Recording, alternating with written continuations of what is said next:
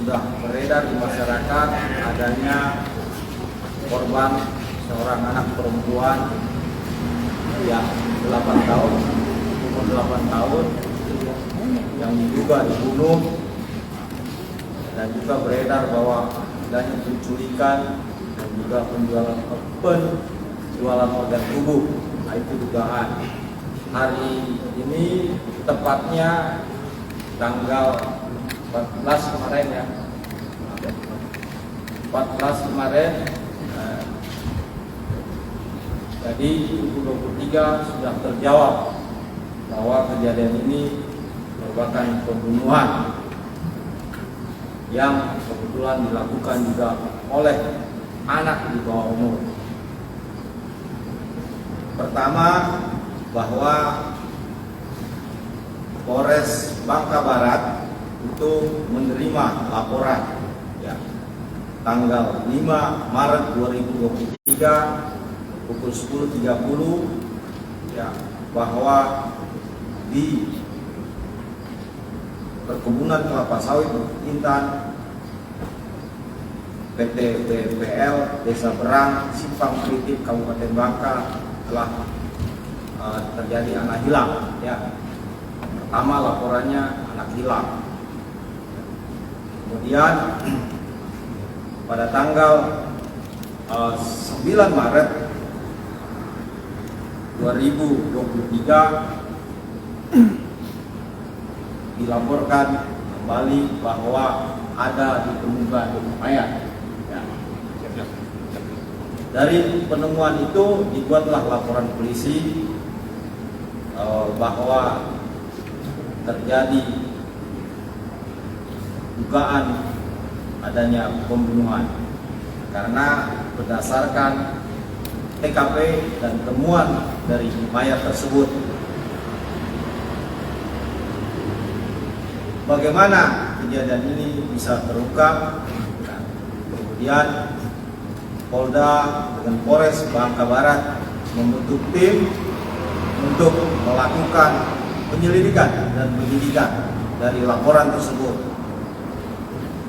Kenapa ini penting dan kami anggap menonjol? Karena ini juga sudah meresahkan masyarakat, bahwa informasi-informasi tentang pembunuhan anak, penculikan anak yang juga tersebar bahwa akan diambil organ tubuhnya, mungkin di kejadian ini juga di tempat lain mungkin kan sudah ada dan masuk informasi ini ke Kepulauan Bangka Belitung, tentunya merupakan kejadian yang harus ditindaklanjuti segera oleh kepolisian. Banyak berita maupun juga informasi beredar di masyarakat, tokoh-tokoh masyarakat mempertanyakan hal ini agar polisi segera mengungkap. Oleh karena itu kita bersyukur pada tanggal 14 Maret ini juga sudah terungkap. Jadi kronologis kejadiannya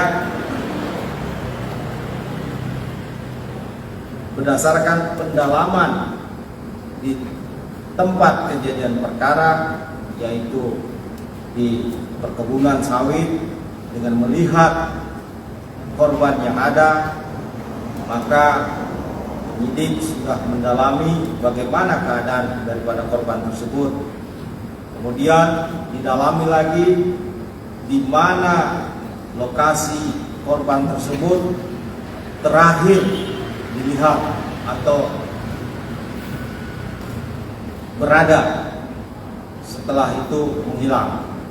Nah, ini sudah didalami oleh penyidik, mana anak tersebut sempat menitipkan mainan lato-lato pada saksi-saksi di situ, salah seorang saksi, dan juga dengan tergesa-gesa dia pergi dan masih dilihat menuju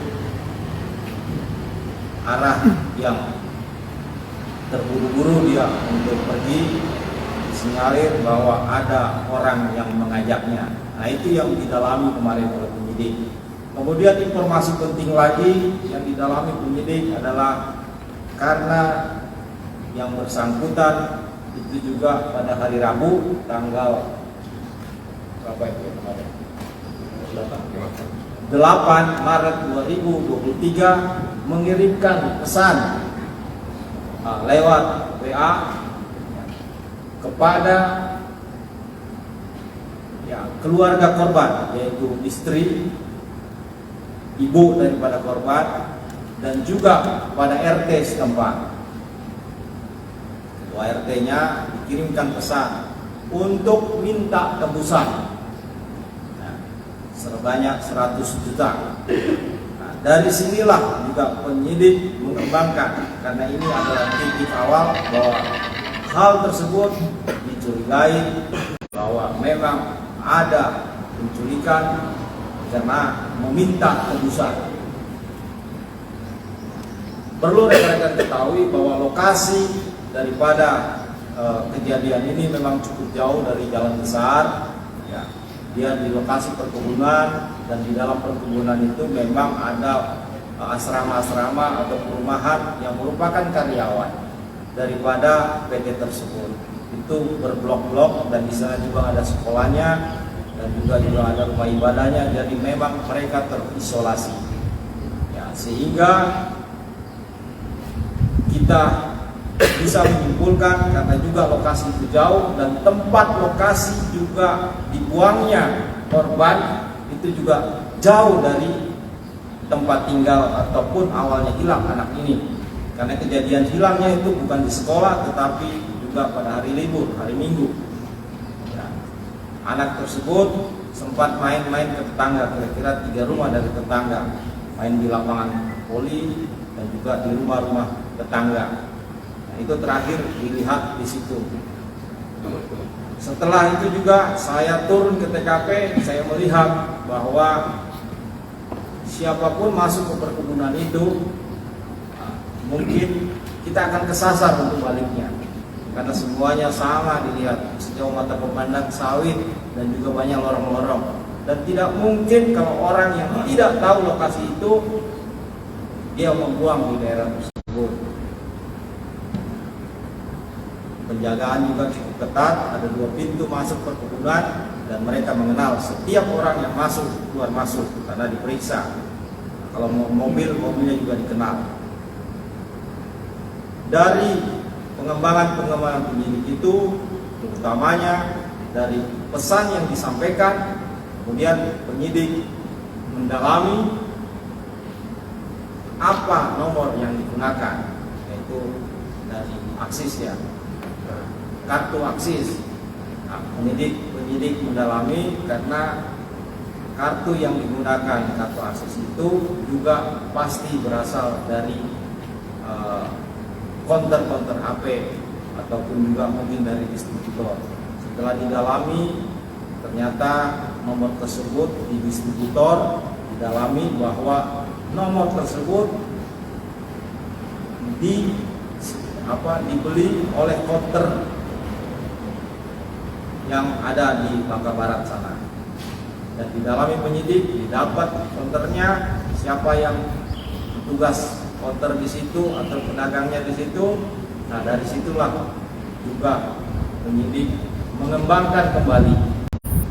Ya, dicek, ya, ternyata betul ada orang yang membeli dan juga itu terindikasi walaupun dia tidak mengenal sepenuhnya. Kemudian penyidik juga kembangkan kembali, ya, melalui dari saksi-saksi yang ada, baik di pemilik konter maupun juga pengembangan yang dilakukan. Akhirnya bahwa siapa yang memiliki nomor itu bisa didapat oleh penyidik. Nah, ternyata orang yang bersangkutan juga bahwa nomor tersebut dari HP orang yang bersangkutan mengakui bahwa itu betul HP-nya, tetapi ternyata nomor tersebut bukan miliknya. Kembangkan lagi penyidik, ternyata HP itu pernah dipinjam oleh beberapa temannya. Nah, dari situlah juga penyidik memanggil semua rekan-rekan yang pernah meminjam HP tersebut dan kembangkan lah, itulah ke arah tersangka. Jadi ternyata tersangka ini pernah meminjam HP untuk meregistrasi maupun mengirim pesan kepada keluarga, ibunya dan WRT.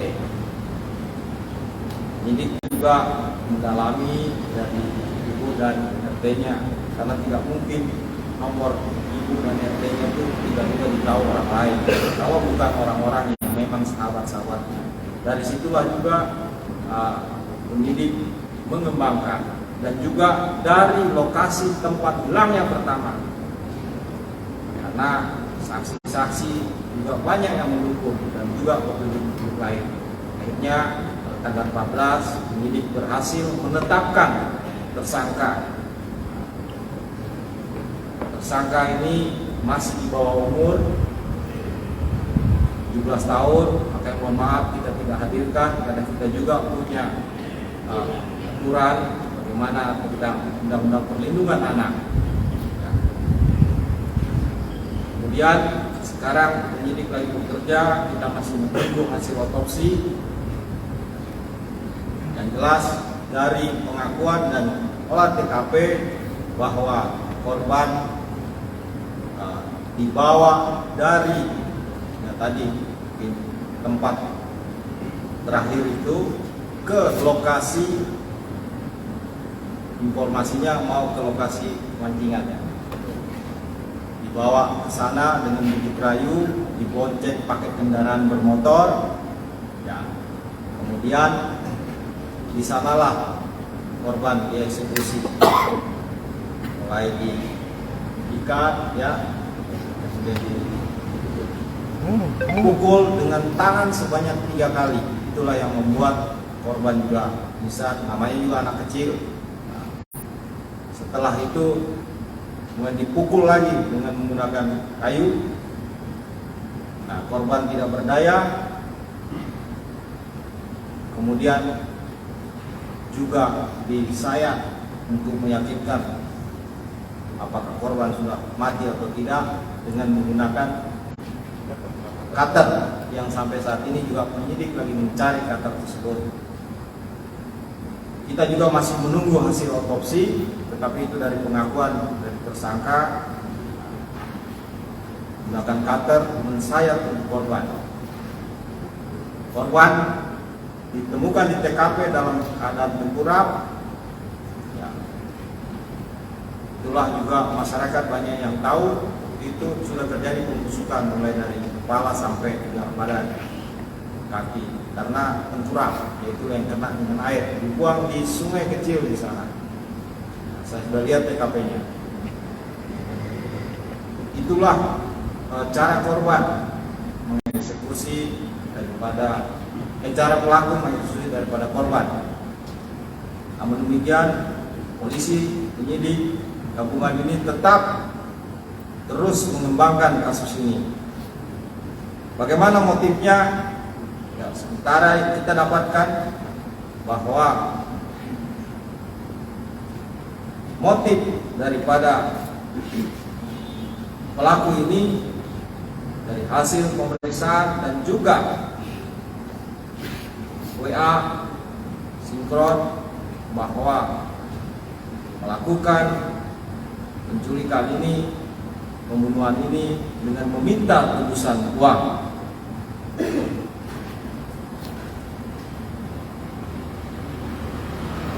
Dia juga belajar dari membrowsing ataupun melihat dari di medsos-medsos, ya, pemberitaan-pemberitaan. Nah, ini yang dia lakukan. Oh, begini kalau meminta atau memeras seseorang dengan cara yaitu diculik terus minta tebusan. Kenapa? Karena pelaku melihat bahwa keluarga korban adalah keluarga yang mampu di lingkungannya. Karena di sana itu hanya sedikit warga, ada 13 perumahan ya. Hanya 13 perumahan itu pun tidak terisi semua. Jadi memang cukup kecil, tapi di antara orang tua korban maupun pelaku, nah inilah keluarga korban yang dianggap keluarga yang mampu. Dan anak korban ini juga sering bermain di rumah tetangga yang mana di depan rumahnya adalah itu tadi daripada pelaku tersebut. Ya. Jadi mereka ini sebenarnya sudah berkawan. Adik korban itu teman akrab daripada adik pelaku adalah teman main daripada korban. Jadi sering kalau mungkin orang tuanya pergi sambil ngintip juga sebenarnya. Nah inilah motif daripada tersangka melakukan perbuatannya. Namun demikian penyidik terus mengembangkan ya, bagaimana penyidikan kasus ini. Apakah motif itu masih motif yang sama atau ada motif lain? Ini juga lagi dikembangkan oleh penyidik. Kemudian apakah ada pelaku-pelaku lain yang terlibat? Karena sementara ini adalah pelakunya tunggal.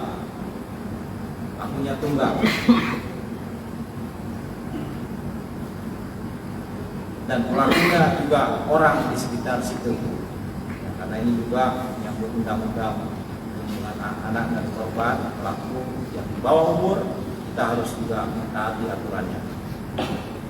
Pasal yang dikenakan pasal 340 KUHP dan atau pasal 338 KUHP atau pasal 80 ayat 3 junto pasal 80 ayat 1 Undang-Undang RI nomor 17 tahun 2016 tentang penetapan Perpu nomor 1 tahun 2016 tentang perubahan kedua atas Undang-Undang nomor 23 tahun 2022 tentang perlindungan anak menjadi undang-undang dengan ancaman pidana 20 tahun penjara.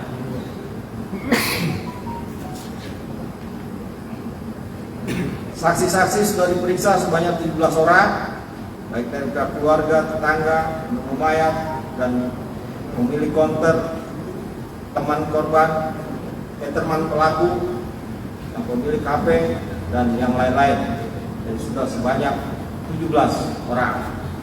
BB yang diamankan 1 unit sepeda motor merek Kawasaki KCS X130 warna merah dengan nomor polisi BN 5703 DL.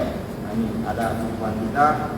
Kemudian 1 batang kayu sepanjang kurang lebih 145 cm terdapat ranting-ranting di bagian ujungnya. Ini juga yang dipakai kemarin pemukul.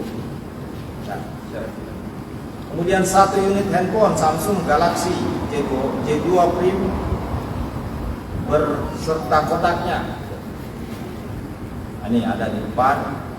Kemudian 1 pasang sandal warna biru dongker merek Inkaini. 1 pasang sepatu merek Bad Fashion warna hitam, list putih. Nah, ini. Kemudian 1 helai celana pendek warna hitam, 1 helai baju kaos lengan pendek warna merah hitam bertulisan Get Out bergambar panda. Nah, ini ada.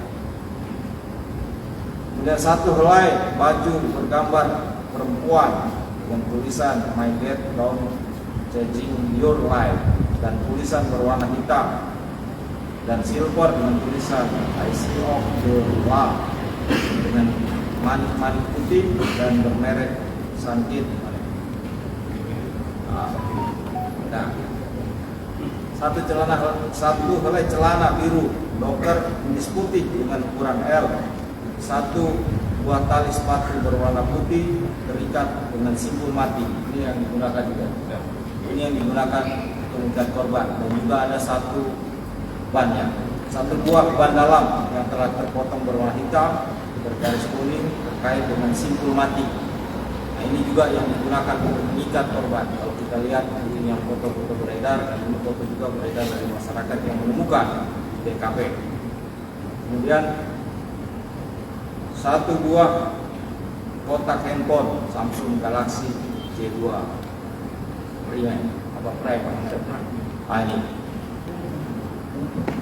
Jadi dari kejadian ini terjawab sudah bahwa isu yang berkembang di masyarakat terjadi penculikan dengan tujuan mengambil organ, sudah terpatahkan bahwa hal ini terjadi pembunuhan yang dilakukan oleh anak di bawah umur dengan cara rayu dan membawa korban ke suatu lokasi dan dieksekusi di lokasi tersebut.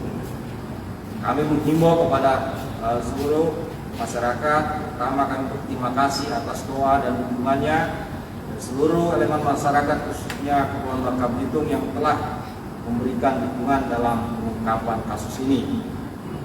Kami minta kepada masyarakat agar tidak mudah percaya dengan informasi yang belum pasti kebenarannya, karena ini akan membuat resah seluruh masyarakat. Pada rekan-rekan media agar turut serta memberikan informasi ini kepada masyarakat sehingga masyarakat kita kembali kondusif. Betul, awal bulan-bulan lalu juga sempat beredar informasi khususnya di Bangka Barat ada penculikan anak. Tapi setelah didalami ternyata Sales lagi menawarkan dagangannya. Ya, memang dikhawatirkan. Ini bagus juga informasi masyarakat ini, artinya masyarakat tetap waspada. Karena itu saya himbau kembali kepada masyarakat tetap kita waspada terhadap anak-anak kita. Ya, kami sudah berupaya juga melalui Babin Kaptipas untuk hadir di tengah-tengah anak-anak ini, khususnya pada saat masuk sekolah bisa dijaga oleh Babin di setiap sekolah, dan saat pulang dari sekolah juga harus ada Babin di sana. Dan kembali ke orang tua, kami harapkan juga orang tua harus tetap mengawasi daripada anak-anaknya.